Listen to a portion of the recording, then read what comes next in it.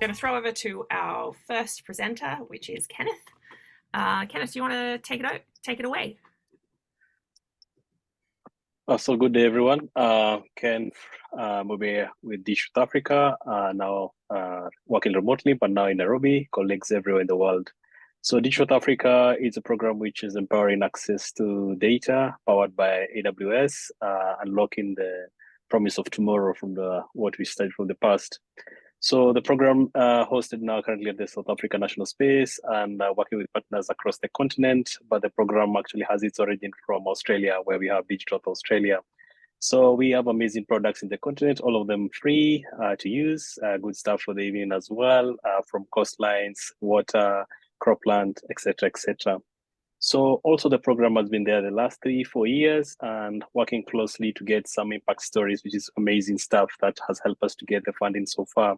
So some of the stories range from coastlines, mangroves, working agriculture, food security, looking at some phenomena on the lakes, urbanization, and more specifically for the context of today, how we are supporting conservation and et cetera, et cetera.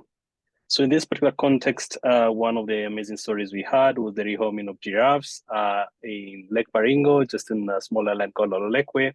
And the other question is, how did the giraffes get themselves in Samoaland? So over many years, it was said that the island was more safe for the giraffes and because of conservation, and they have been there the last 30 years or so.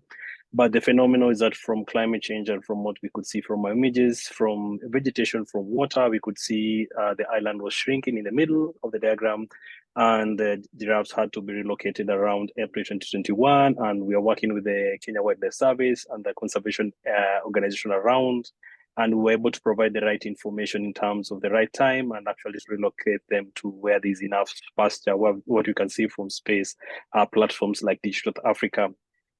This one we worked with our partners. We actually used to work with the UN Foundation supporting SDGs, but not forget as well the conservation.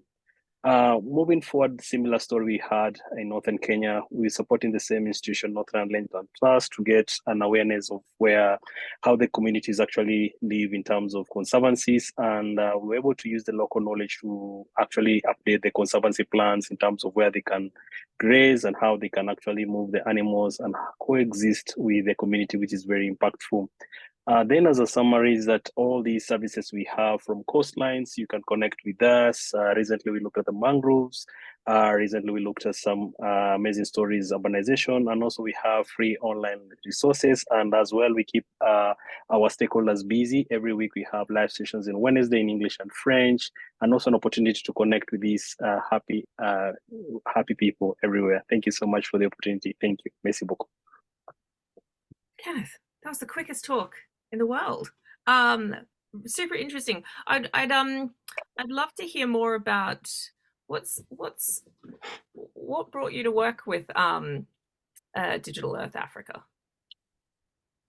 The program is the passion to support the various communities, that is from space to village, and the program offered that opportunity where we fit into the ecosystem. So we started with 5 countries before, then now we scale up to the whole continent, and every country you go is a different story, different engagement, and everyone is very unique in terms of the citizens actually have the solution, is to actually show them the tools that they can actually use so that they can live peacefully and coexistly. And we've managed to have some footprint in 10 countries, and the other plus, which we need to cover 55, means working more with partners. So we are currently working closely with the African Union to bridge this gap through various programs and opportunities. Even being at this forum is quite a way of connecting to a country, which is very useful so that we leave no one behind. If you could get, who would you want most to be listening to this talk, and who would you be really excited to hear from afterwards, and like, so what would they be doing and what would they be partnering with you on?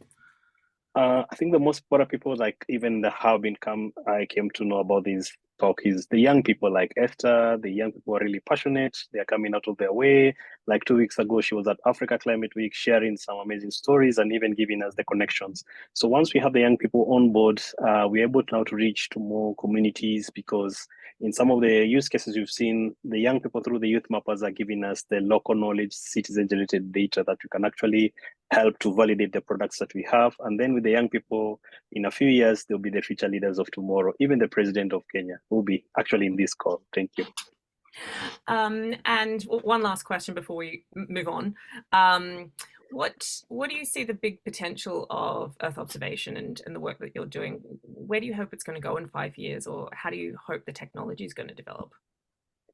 The technology, with the recent uptake and the government's taking up technology, it will actually save costs. Like some of the opportunities we've seen, like in Tanzania, is to save them on the sensors that they're actually doing, reporting on environmental indicators, reporting also on SDGs, because now we already now have 7 years to go. So using these technologies will empower the governments to save on costs and actually do much more for the community in terms of delivery of services, so that the technology will leave no country behind. They're all at par. It's just the tool to actually know where the resources are, and a good allocation of the funds in the right areas, so that we save the money and we save lives, providing better data for better decisions.